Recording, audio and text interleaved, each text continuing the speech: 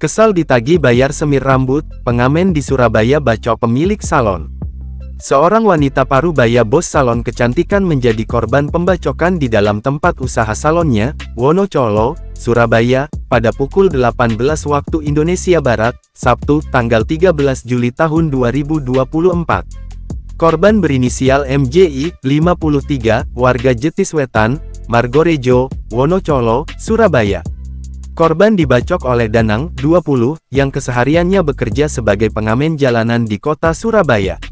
Pemuda bertubuh kurus itu, melukai korbannya menggunakan celurit yang disimpan di balik jaketnya.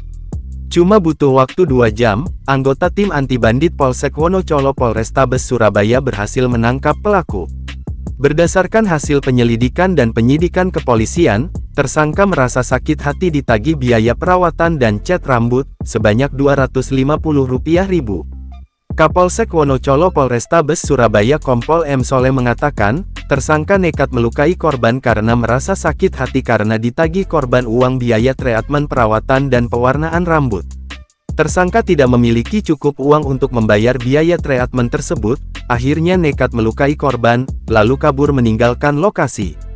Ternyata, lanjut Soleh, sehari sebelumnya, pada Jumat tanggal 12 Juli tahun 2024 tersangka sempat mendatangi lokasi salon tersebut dan menanyakan harga treatmen perawatan pewarnaan rambut.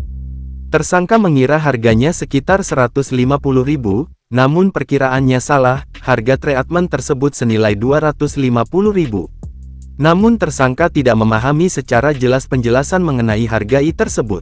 Akhirnya, pada Sabtu tanggal 13 Juli tahun 2024 setelah rampung menjalani perawatan pewarnaan rambut, tersangka kaget karena terdapat perbedaan pemahaman mengenai harga tersebut. Karena sebelumnya, dia datang pada Jumat, untuk menayangkan, harga menyemir rambut berapa. Nah dijawab, harganya Rp250.000. Karena yang bersangkutan tidak punya uang, maka ada niatan untuk melakukan pengancaman, ujarnya saat konferensi pers di Mapolsek Wonocolo, pada Selasa tanggal 16 Juli tahun 2024.